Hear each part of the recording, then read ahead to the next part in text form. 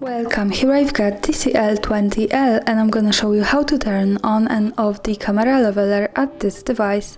So let's start by tapping on the camera button to open it, and for now we are on auto photo mode. From here let's go to the left corner button to open the advanced camera settings.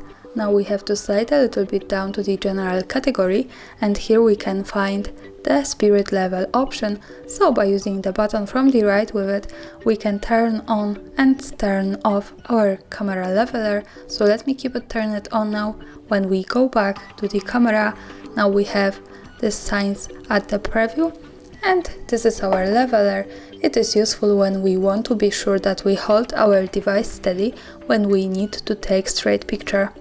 This is how it works, and of course when we don't need it, we have to go back to the left corner settings, slide down to the general, tap to the spirit level option here to turn it off, and for now the leveler has gone. And that's all, thanks for watching, subscribe our channel and leave the thumbs up.